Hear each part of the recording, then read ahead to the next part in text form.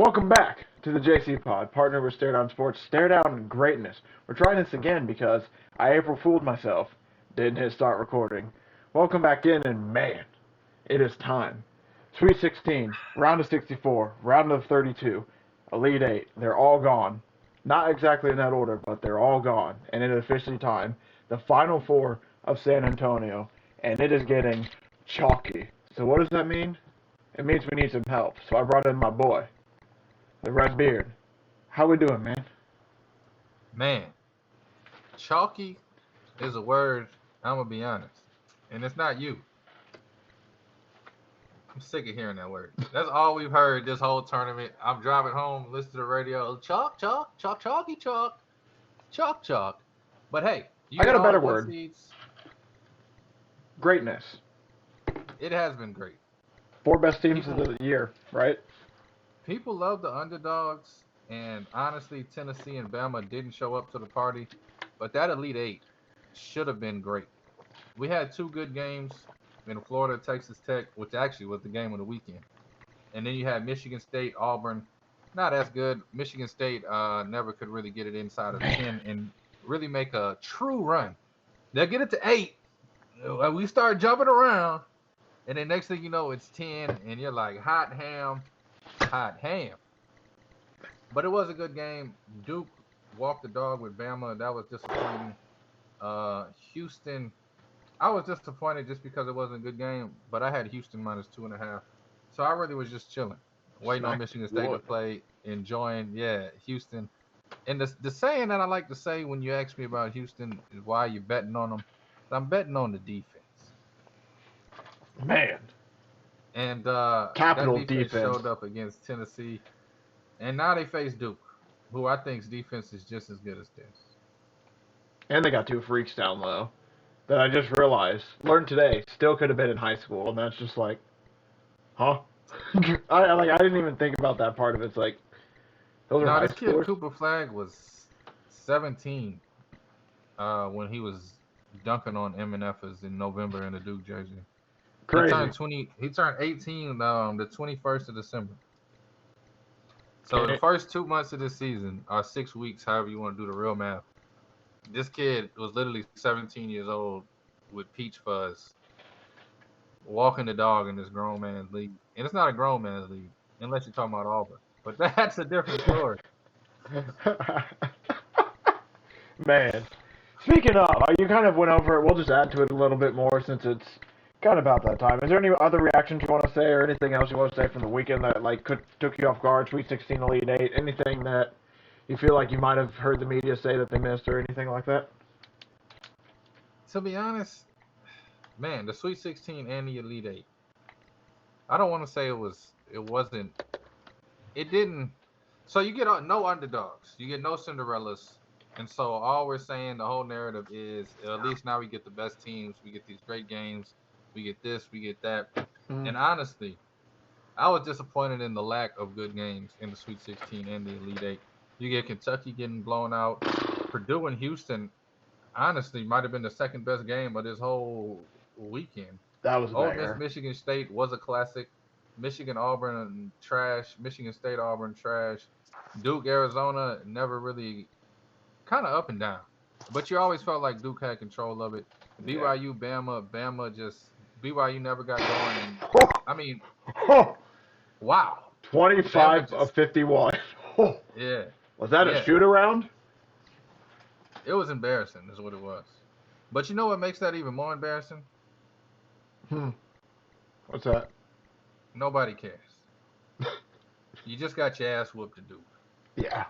You don't come out in the Elite 8 doing that and then come out in the final. No, you don't come out in the Sweet 16. I'm having deja vu like an MNF right now. You don't come out in the Sweet 16 playing like that just to come out in the Elite 8 when you need to play like that and don't show up at all. I mean, they look like they was going through the emotions. You know what else pissed me off about this tournament? And this is an overall thing. We saw it with Nice. Yeah. We saw it with Maryland. Oh, yeah. We saw it with a few of these schools. Just quit. Like, if you happy making it to the first round and winning the game, just go home. We don't need to see you get your ass whooped the next round. Felt like a lot and of then relief everybody syndrome. leave as soon as the game's over with. I mean, Maryland, bro, they celebrated the Sweet 16 like they won it all. McNeese celebrated the win over Clemson like they won it all. Man. It's obvious that these coaches and players don't even care about winning anymore. Let's just win enough for me to get into a better situation.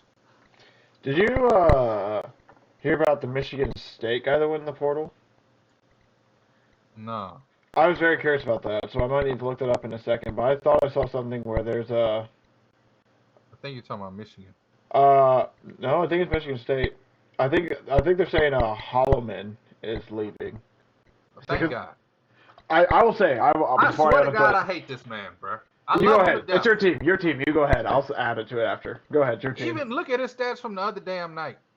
I'm screaming at the TV. I said, bruh, somebody put a shot up.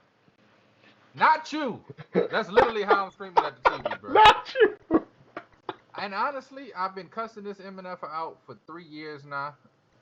He's disrespectful for wearing number 5 and being that trash. Disrespectful for wearing number 5 and the headband and being that trash. If you want to be Cassius Winston, bro, go do that on your own time. Don't come to Michigan State and do that BS. Trey Holloman, a dog in his own right. He stood up for us. He represented us. But at the end of the day, the kid been trash. I was pissed off he was getting minutes in November. I was pissed off he was getting minutes last year. So please, AJ Hoggard the same damn way. Get the hell off my program, bro. As a fan. Man. I love to death what you did and what you brought, but you just ain't good enough for me, dog. Every Man. time I saw Trey Holloman shoot, I just knew, like, bro, you just wasted a whole possession. I will say, the very last game, it felt like every time there's the ball in his hand against who they just play Auburn. Every time they fought, it's like, especially when it was really getting close down the stretch too, and he came in, it's like, Hey, bro, swing that thing. yeah, And I love Izzo to death, but he just his biggest problem every year, he falls in love with a trash ass point guard because the kid has heart, and he gives him too many minutes, bro. Fears, and he showed a bunch. Even in this game, Fears literally showed he was a freshman. So I get it. Put him on the bench. Who else you gonna have yeah. run the point? Jaden Atkins ain't got the handle to do it. And he had Um, off that game too, so it didn't help either. I love Jaden Atkins with all my heart, bro. Kid's always off. Man, I'm excited He for get. Michigan State though next year. They're bringing a lot of guys back, hopefully. I love Michigan State. My favorite program. Literally the only school I watch and my heart goes pitter patter. We just get these underdog players and they do as much as they can, bro. You're talking about Kohler, Cooper, Atkins, Holloman, Dog. Richardson. And all of these guys are undersized or undertalented. Probably wouldn't be starting anywhere else. But Tom Izzo gets the best out of them. And that's why I love Michigan State so much. Because it's never superstar studded transfers or freshman phenoms. It's literally, damn, this kid's trash. Sophomore year, okay. Junior year, okay, I see it now. Okay. And then his senior year, it's like, oh, this is a good player. But it's like, they have to go through the 4 years under Izzo before you get there. And unfortunately, the timing is usually off with that. You usually have 3 or 4 players ready, 3 or 4 players not ready. Yeah. This year, Richardson, Fears, they just weren't ready for it. They balled out, but they just made some little freshman mistakes here and there. And then you got your seniors, Atkins and Cooper. They was ready this year, but they need everybody else to go. But I love Michigan State. Great season. Hats off to him. Izzo's the greatest coach ever. Trey Holloman, thank you for your time. Man, couldn't have said it any better myself. But no, I was just curious about that because I saw something on the internet where it's like, man, they said how Izzo was like, I love this team, this is my favorite team, and all that. And then the very next day, he was like one of the guys that entered transfer portal. But that's just going to be a new era of college basketball. But the nice things I will say I've heard. A lot of people think Izzo's at least going to stay around for another like 3 to 4 years, which is awesome to see because college basketball is just greater with Tom Izzo in it. I was prepared at the beginning of this season to cry. I thought he was going to retire this season.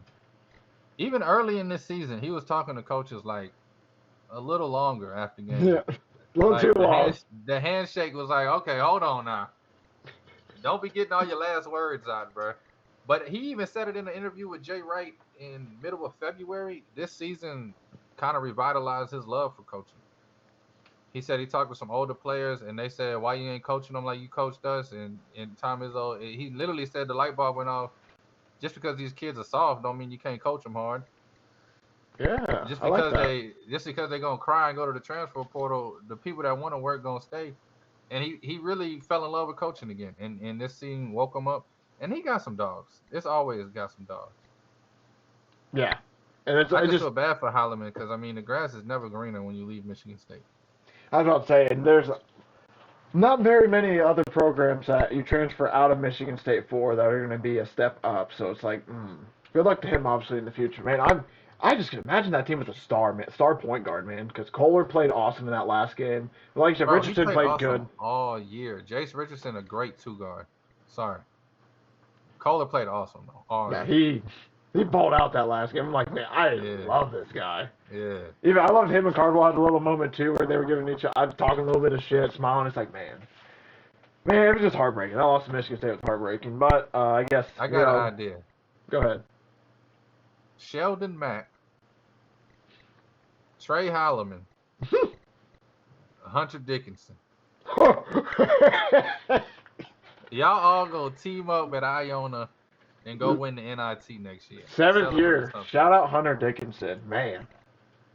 Hey. I mean, this kid is getting his NIL and his Social Security on the same AARP card. That boy getting money. Where do you think he goes, honestly, real quick before we move on to the next thing I want to bring up? If you had to guess, because I think he has to hit the transfer portal. Yeah. I mean, honestly, it's if it's a Power 5 school, it's gonna be a desperate school like West Virginia that's desperate to hold on to anything. But other than that, I honestly think he's warmed his welcome out in this sport. He's gonna be at Iona making $2 million a year because they'll pay a big name just to get some headlines. Or he's gonna end up at a very, very, very small Big 12 school like a West Virginia or I can't think of the school on the top of my head. Oklahoma State, Kansas State. Ooh, that's what I was just thinking of Oklahoma State. He's gonna end up somewhere that has no hope. So not Houston. No. Kelvin Sampson would never. Speaking of Kelvin Sampson. He don't work hard enough to play for Houston. You might be right. I don't know. But speaking of Kelvin Sampson, like I said, Final Four national championship. Houston, one of the hottest teams reaching the national championship. 17 straight. 20, aren't they like 29-1 in the last 30? Something crazy like that. I know they had one loss through the whole Big 12 conference play. So yeah, I think shout out Matt Norlander. I believe he was one. Either him or Gary Parrish said the stat. I heard like 29. They won 29 of their last 30 or something like that. Absolutely insane run.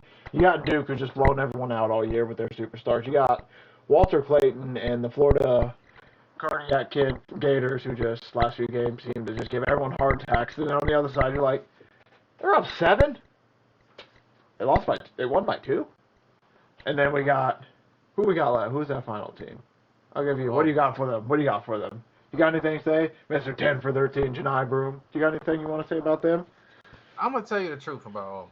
It pisses me off as an ex-player. Because Bruce Pearl's your boy, by the way. I forgot to mention that. I love Bruce Pearl. I really do. I loved him at Tennessee more than Auburn, but I don't know why. I think he got cocky with Auburn, bro. Because they was. But I ain't tripping, bro. Do your damn thing, bro. You want a ring, bling bling. The thing I hate watching Auburn is they just look trash. And by look trash, like I feel like I could go out there and guard all them cats. I'm not saying I can. But when you watch Janai Broom play, I've never seen this kid do a reverse pivot. I've never seen him do anything but body bump, pump fake, baby hook, and one. Never seen it. Like, how can y'all not stop that? I've never seen these guards do anything too explosive. But then you look up, they up 12 against everybody. Yeah, the defense is astounding. Florida beat them in Auburn, and I actually think that's a bad thing. Oh, yeah, especially with what's coming up. I could see that. It is crazy because I feel like the Michigan State game, there's so many times where you see Michigan State start the run, you're like, all right, and then you sit there, it's like, man. It took me to think about like 3/4 of the way it came through where I'm like, man, Michigan State this bad, so Auburn just like playing that good, and they're just keeping them at bay this whole time, and then when they need to finally hit that last throttle, they just figure it out. And then, man, one thing I'm really scared of, Janai Broom and his injury. Must be nice to be young. Rolls his ankle, hyperextends his knee, and somehow his elbow hurts. Huh? The kid is a damn actor. Let's stop it. I know, and then also the funny Ripley, I'm done. And then Willis Reed from the tunnel. Yeah, stop it. Stop it. Matter of fact, no, what? No, never mind, bro. Let me stop. The greatest basketball player we've ever seen, Janiyah Broome. You know why I said that? Huh. Because a year from now, he'll be working at UPS. So let him have his damn flowers right now. Jeez. But the kid, every damn game, he does that shit. Every time I've seen Auburn, he limps off the court crying. His mama come give him a hug, and then he come back in like Willis Reed, and the damn dramatics come on. They were loud for him, too, when he came back. They whole team do this shit, though. Number 10 be limping around. They all just pretty boys, bro. That's why I hate them, honestly. Probably because they just win by 12, limping around, looking like they don't even want to be there. Oh, go ahead. Go ahead. I just said the one thing that gets me with them the most, I think, is like the, I don't want to say prima donna, because you don't want to throw that around, obviously, but it's like, That's exactly what it is. you just kind of see it, like, it's a basketball player thing, too, in general, and I understand it's not the only sport, but a lot of time with the fouls, you see and I just feel like they're a little bit more dramatic than a lot of other teams I've seen, and also it's probably because their coach lets them have a little bit more free reign, but with how damn good they are, kind of makes sense, but it's just, I feel like if you're going to get them, that's kind of the part where you can get them. It feels like mentally, they just haven't been like, I'd say Michigan State, but they just didn't have the talent to do it fully, but I feel like they haven't been mentally tested enough to like, Michigan State pissed me off because they could have won that game easily. I really thought I feel like their offense was probably the worst I've ever seen their offense in my life. And you can say that's due to Auburn, but I say worst I've ever seen in my life. This is what you get from Michigan State. 1 out of every 5 games, you get a great offensive game. Every other game, they shoot like me with my left hand. horrible. And somehow they beat Ole Miss playing like that. Somehow they beat New Mexico playing like that. If you look at all those games, besides Bryant, they were down at the half. Yeah. And at the end of the first half, they almost went on a run. Couldn't get it done. But Florida, I think they can go on runs. And I think they can get it done. The only problem is, how much magic can one team have? Right. And another thing I will say I heard, I'm not going to say it from a source, but it's from I heard the bigs are soft. Florida's bigs are. A little bit soft. Florida's bigs are soft. So soft that Janiyah Broome, he limps off the court, cries, and comes back in 5 minutes. I don't know his first name. Cadone? He just limps off the court.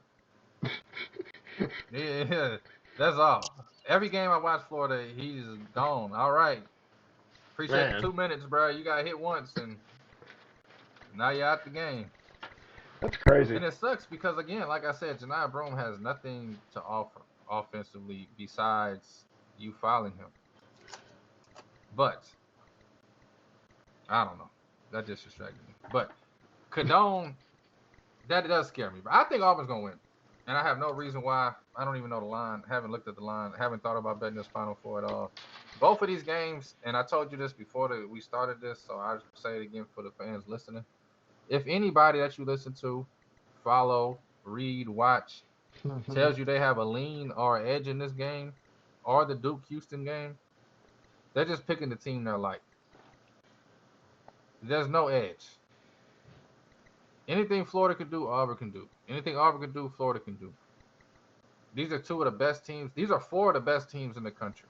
Like, literally, the 4 best teams in the country since November. This isn't like one hot team that went on a run. This is literally the teams that we thought was going to be here in November. Florida and Auburn went head-to-head for the regular season SEC title all season.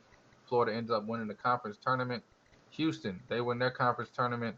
Duke wins their conference tournament. Both of those schools also won their regular season tournament.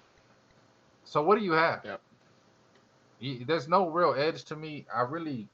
This is going to be me as a 12-year-old kid watching the Final Four. Ooh, great feeling, man. I don't see one bet that I'm just jumping. I got lines up for you right now. I was waiting for you to get to a spot where I could share it, because I probably should have shared at the beginning. Florida, -2.5 favorites over Auburn. And you got That's just wrong. Houston, 5.5 point dogs to Duke. 4.5 on one book, but it's been moving to 5.5 on another one. Yeah, Yeah. 4.5 minus 122. Just go ahead and move the line, sir. On another book, it's already at 5.5, and I'm just sitting here like, can It's we been get at a 6? 5.5 all week. I don't know who Can we moved it get to a 4.5. 6? Yeah. See, you thinking Houston? If they can do defensively what they just did to Tennessee, I think yes. But at the same time, the thing that scares me with Duke, their size, man. Duke just has size, and I just didn't even. And I didn't even realize it watching at home, obviously. But like, 6'6", 6'6", 6'7" are their wings. It's like, wait, can you say that again? Yeah. 6'6", 6'6", 6'7", and they're going up against L.J. Cryer. Love him to death. He ain't the biggest guy out there. I can't think of all the guards on top. Sharp, another guy. 40 point. They're all 40% shooters, but they ain't 6'6", 6'6", 6'7". So that's what that's the thing that gets me in that game is the size. I really want to take Houston because I like the coach. I like how hot they've been, but it's like, Duke has the NBA talent. They have the size. I will say this: it I don't comes a know. point where you got to take the NBA talent over the kid with heart every time. Yeah, And I love Houston to death, but this should be 7.5, 8.5. Duke has blown everybody out except for Arizona. do you think it would be 7.5, 8.5 if they didn't show what they did against Tennessee? Do you think that like moves I the don't line a even little think that bit? game matters. Oh, really? I don't. I think this line. I mean, you got Houston again, 29-1 over the last 30. Literally, the second best team in the country is Houston. If they're on the other side of this bracket, guaranteed, I'm parlaying Duke and Houston, and we're having a grand old time on Saturday going to Monday. Flip it The, over. the winner of Duke or Houston is winning the championship. You don't think it's going to be an SEC team? No. Ooh. Florida and Auburn's about to beat each other up. We've already seen Janai Broome crying. He's going to be crying some more this weekend. Florida's big man, he's going to go down again and be hurt again. And if you go up against Houston or Duke with just wings, you're going to get sent to hell. Yeah. Duke minus 4.5. I love that bet simply because the number is only 4.5. Mm-hmm. I figure if Duke wins this thing, they win it by more than 5. Both of these defenses, I feel like, are neck and neck. And that's what scares me, really. As great as Houston's defense is, I think Duke's defense is just as good. You just mentioned the size. I think they're going to have a rebounding advantage. I think the offensive board is really going to get Houston. Houston's a great offensive board rebounding team, too. But I think Duke's going to just board the shit out of them in this game. And again, and I hate to bring up past, and this is the worst handicap ever. Like I said, if anybody tells you to have a real edge, they lying. You look at Duke and Houston, and I just flash back to my 33 years of living. This is where Duke wins and Houston loses. And like I said, I don't have a true. I love Houston. I went to high school in Houston, lived in Houston for 6 years. Nothing will make me happier than to see Houston win it all. But Duke, I think, is just a better team. So you go from defense where they're neck and neck, and you go to offense where I think Duke is a little better. And by a little better, both of these teams can put up 80 in a sneeze. Duke can put up 90 in that same breath. Where Houston, they have to kind of get to that third or fourth gear to get it from 75 to 85. And I don't think they can do it against Duke. Now, Houston's defense, they can hold up as long as they want to hold up, but eventually they're going to break. And we're going to look up, and Duke's going to be up 9. They're going to call a timeout. They're going to come back and just never get back in the game. You're going to start seeing some bad shots. Again, you just said it, 40% shooters. What do shooters lean on? Shooting. They're going cold. They're going to keep shooting. This Houston team does work inside out, but trust me, every one of these perimeter players is looking to shoot first, drive second, and I think they're going to start settling. And that's also what happens with defense. That's what happened to Tennessee, honestly, against Houston. They were just sick and tired of getting bodied up. They were sick and tired of trying to run through the lane, and they started jacking threes. Michigan State did the same thing against Auburn. I don't know why these kids, these generations, just start jacking threes when they down. That 17-4 run, I keep talking about Michigan State. This game pissed me off. The 17-4 run Auburn went on over Michigan State. There's about 8 missed threes from Michigan State, not one drive. Yeah. Clay Holloman shot 3 or 4 of them things. And there's that one possession they had like 3 in a row, and you're sitting there, it's like, man, it's just one of these fall. And that's when I really flipped, bro. I'm like, bro, y'all just missed 27 in a damn row. Somebody make a shot and then just hollering Somebody behind you. drive! Like, bruh. Anyway, I think Duke is actually going to impose their will on Houston more than Houston's going to impose their will on Duke because of the size. And Duke's ready for this, bruh. Every one of these players went to Duke to win a national championship. Every one of these players went to Houston, probably, no disrespect, because it was the best offer they had. It's not like they had choices. I might end up with Duke minus 4.5. I tell you the best play, in my opinion, and we talk defense, over 136.5. That's pretty low. That's One pretty of these low. offenses, I think, is going to bust loose and force the other team to pick up the pace. I don't think we see this game hanging around in the 50s and 60s. I think we see both of these teams touching the 70s. Or one at least. Ooh. Even if it's 75-64 or 77-69. I think we see this game going over. I'm going to be on the over for sure. I'm still deciding if I want to take the 4.5 on Duke or wait it out. And now you talk about the SEC game. You talk about chalky tournament. It's been chalk. It's been a collision course since November 30th for the Blue Devils and the Tigers of Auburn to meet in the national championship game. Woo! And all of a sudden, we get to the national championship game, and Florida's the favorite. It's just flat out wrong. I was about to say, do you have the hypothetical? They have hypothetical matchups up already with some odds if you want to hear it. Because it's perfect. It's actually going to lead into the final, the national championship game. Sorry to interrupt, but would you like to hear? Yeah, I mean, we could talk about that. Well, I was just about to say, you perfect. That's what you. I just thought you might want it because you came out there and you said Florida's going to be favorite, and I can actually tell you, books actually have Duke as favorites if Florida moves on. No, I'm talking about Auburn, Florida. Auburn, Florida. Yeah. Oh, my bad. I thought you already moved on. That's my bad, man. Nah, you good. That's why I was lost. All That's year, not me, Auburn's man. been the favorite to win it all. I see what you mean now. My point here is that's all on me, year, man. My bad, Auburn's my bad. chalk. No, you good. And then now you get to the game, and Auburn's the dog. Yeah. It's just not right. I see what you mean now. Yeah, no, that is very strange. I was very, very shocked to open up and see Auburn at like plus money when it's like, huh? Do you think that has anything to do with the Jedi Broom injury, or what do you? He's not injured. When did he get injured? I don't know, dude. The rolled ankle hyperextended knee thing. He got up holding his elbow. His leg ain't even hurt. And he came back in, I guess, but he's a little hobbled. He protected his elbow. I'm not gonna say the R word, but I mean he's just doing good shit. You think it's in his head a little bit? No, I think he's doing it for the camera because when the camera was on him, he goes, and then he looked and pointed at his mama and said, and then he went back to rubbing his elbow. I don't think anything's wrong with the kid. This is what he does every game. You know what's funny? We talk about this it makes me laugh, and you're still picking Auburn, and I think I'm right there with you.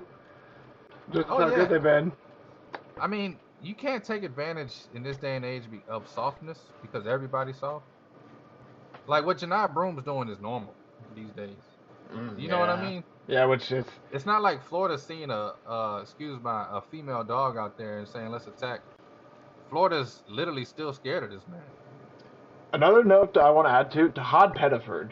That guy being a firecracker, I think, is going to help out them a lot. Just watching him play is just fun. I hate being on the other side of it. Junior was at Iona together. Woo! A little bit of history there, eh? Love it. See, back in my day, you get a kid limping around, bro. You take one of them 5 fouls that they give you, and you clothesline his ass and help him up and say, my bad, I ain't mean to get you like that, bro. That's how hurt he is. And he done after that. See that boy's pain in his eyes. Watch the soul leave the body. Get fouled hard once, he's done. But everybody this day and age plays defense literally like they don't even want to get the foul. I was taught you got 5 fouls, bro. 2 of them things you could use. They're scared to sit on the bench for too damn long. Yeah. Also, this day and age, you foul somebody too hard, you get a flagrant and you get sent to home. Dude, that is also very fair too. It feels like trash. Like martial law. If you hit a guy a little too hard, it's like, whoa, come on, man. I flipped a motherfucker one day. I ain't even gonna lie to you. We was going at it, bro. He went to try and dunk, and instead of jumping, I just said, ah. I ain't even look back. I heard her sounded nasty, and I heard he flipped my ass. Hell no. Take my foul, bro. That's one of my fouls, bro. Appreciate Just it, get bro. on the free throw line, hands on knees, just like, Yeah, literally, man. bro. Like, you gonna shoot your free throw or what, bro? I don't know. You can't do that these days. It's just, oh man, that's the hate in the heart. You look at his eyes, be like, nah.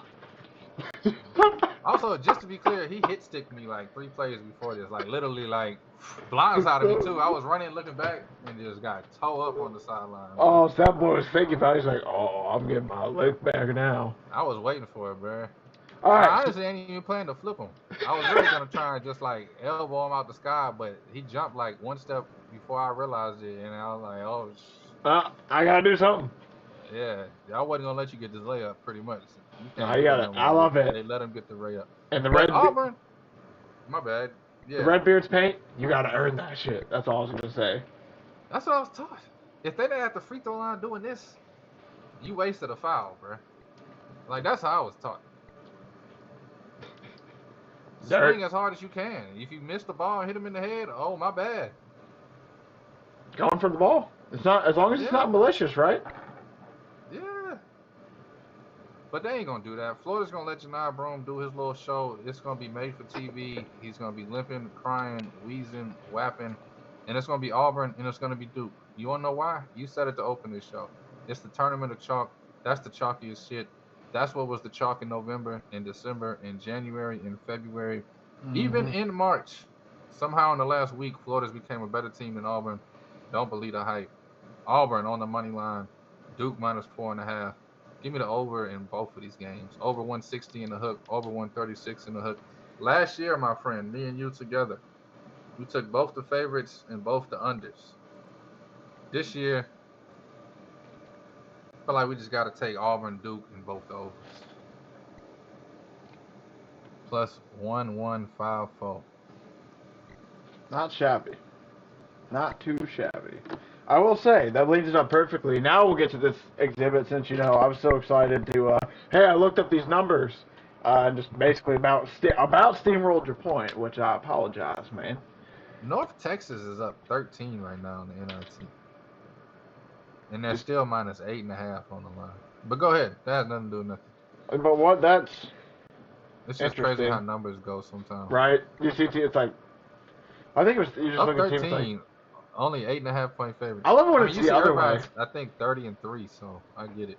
I love it when it's the other way, and the team's like, they're up, like, the Dogs up, like, 21-7, and you still see, like, +2. It's like, Yeah, huh? plus 5.5. Like, wait, All right. wait, am I missing something? And you look back later like, that's why they lost by 40.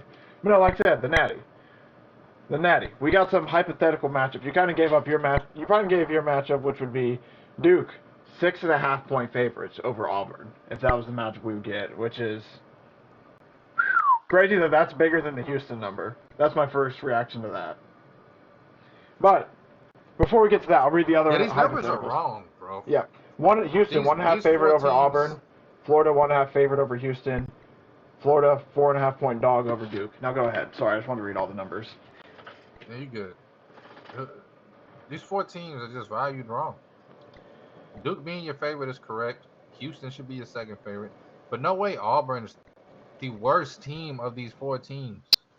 I just want to know what changed in their mind, like over the weekend, like what? Because it has to be something recently. Is it Is it the losses in the end of the season? Like what is that?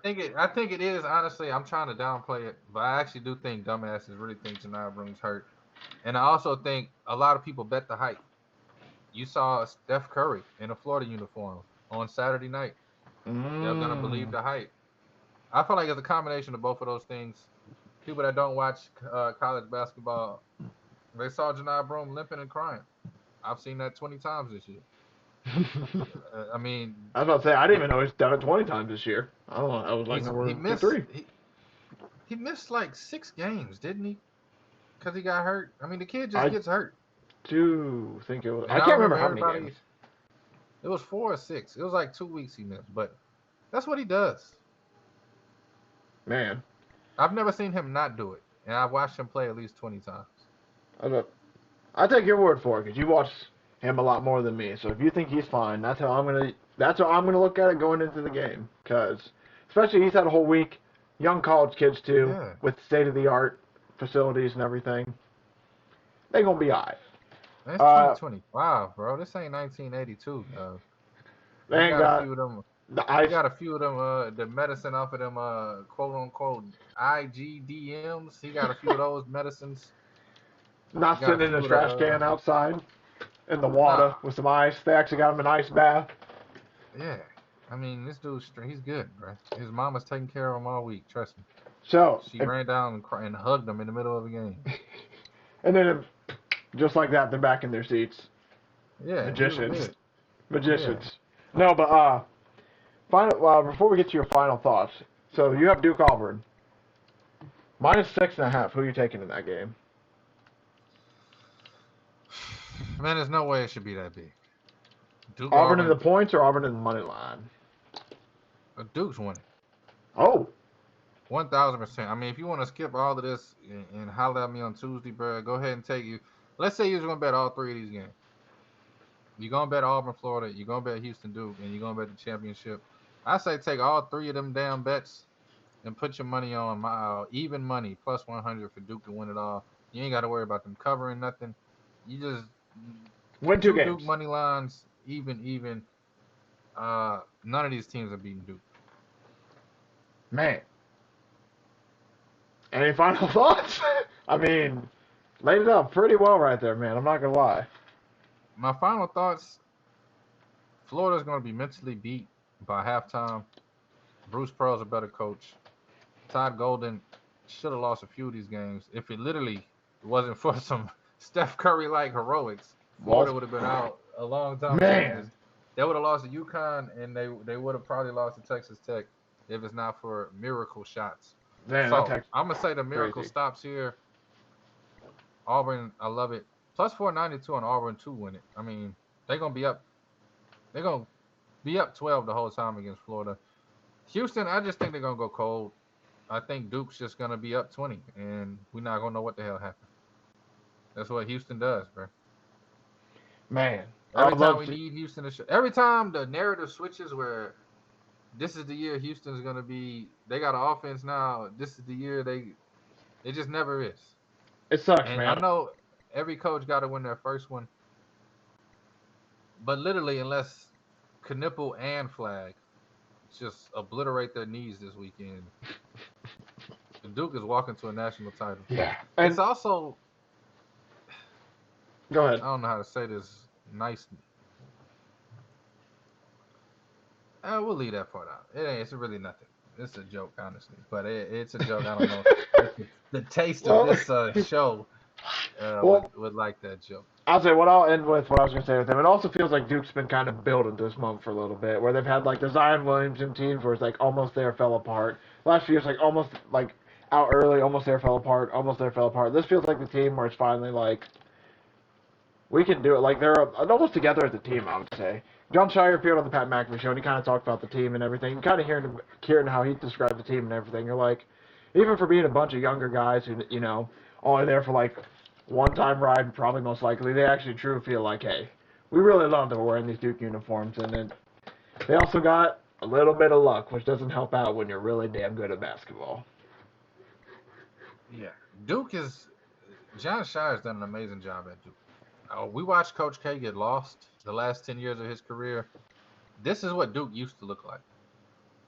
Mm-hmm. He got into these one-and-dones, and they just got lucky this year, honestly. Cooper Flag was the top prospect, picked Duke, and shows up and wants to work and play defense.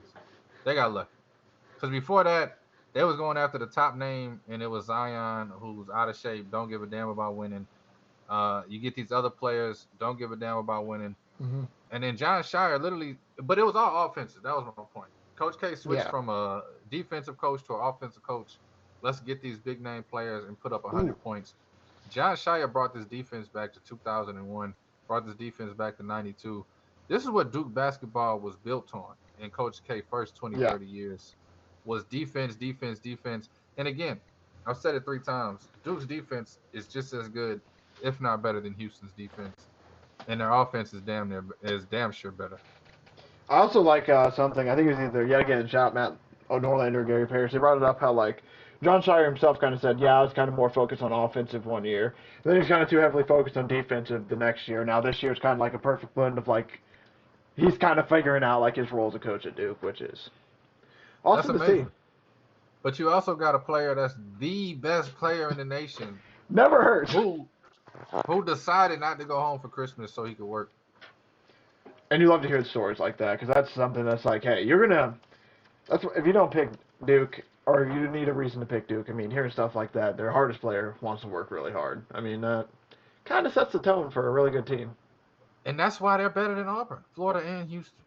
Because it's not just 3 of the 5 players that's going to go bust their shoulder up, diving on the floor. It's all 5. It's all 20 of them. Because they see Cooper doing it. And the coach. Doing it. Yeah. And if you And think the for 1 assistant. second, I'm not going to give as much effort, if not more than Cooper Flag, to earn my minutes. But that's what it is, bro. And I'm not saying none of these other teams don't want it, or they don't work hard, or they didn't put in the hours in the gym. Auburn's put in 10 times the amount of hours as any of these schools has in the gym, because all their players been in school for 6 damn years. So that's not what I'm saying, but Duke, they just got it, whatever it is. John Shire's found his cruising altitude, like you said. He's done a great coaching job this season. You can honestly say Knipple and Proctor is going to be better than Flag at the next level. That's how good they've been. I shout out to another one. Another shout out, Bill Simmons. He talked about how he thinks Knipple's going to be one of those guys that's like going to slip low in the draft and all of a sudden just have like a 12-year NBA career easily. And it's just like, yeah, I can see that. I can see that in this game, especially when he's 6'7", just casual 6'7". The most underrated thing about people like Knipple is you can see him 100 times. And unless you saw him on a basketball court with a uniform on, you would not think he played basketball. Oh, 100%. Or how like a bunch of a dog he was and actually. Yeah, I mean he's 100%. White. He is white. But the kid's nice. Yeah. So was Cooper Flag, but yeah. You know, people are even going. Cooper, like Cooper has the athletics though. I was about to say he doesn't have the athletics. He even said in his interview, "I'm a little slow." Yeah. But I mean, he'll make up for it. I mean, you see guys like Kelly Olynyk. Not that he was a great, but I mean, they shout out Kelly. Even Kevin Love. I feel like Kevin Love. He won't get that opportunity. Timberwolves were desperate and just gave Kevin Love the ball 40 times a game, and he balled out. But and then got 20 rebounds. Man, prime Kevin Love was disgusting in a great way. I remember the Final Four. Kevin Love, Russell Westbrook, UCLA versus Big Baby Davis in LSU. Big Baby. Ask me who won that game. I know you know. Who won that game? Nah, but just ask me. Who won that game? UCLA by 1,000,000. I think it was 06. Never been more heartbroken as a Tigers fan in my life. Like, why did we even get to the damn tournament? By 1,000,000. Dude. Absolutely. But I forgot about that. Oh, that's funny. Man, Corbin but Carroll off the bat.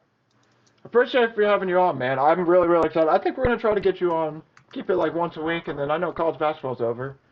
If you stay into it, why not talk a little baseball? We'll have to figure that out, but I want to keep you on weekly. This shit's been fun, man. I appreciate having you on.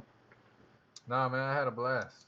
If you watch baseball, Corbin Carroll, 10-1 to hit a home run, and I didn't bet him.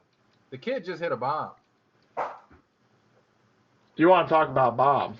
Thank y'all for watching. Thank y'all for support. I really do appreciate it. No better way to end it than loving a bet that you don't place, and then it hits right in front of your eyes. You got to love it. I will see everyone back in this feed probably next week to go over some... We're going to go over some NFL win totals next week. Way too early. Beyond way too early, but I feel like there's 2 or 3 you got to take before the numbers go a-running, especially after the NFL draft. The Cleveland Browns, who are they going to take? Thank y'all for watching. Thank you for support. Really appreciate it. I'll see everyone back in this feed next week, and next week we'll be back to 2 episodes a week, baby. Ow!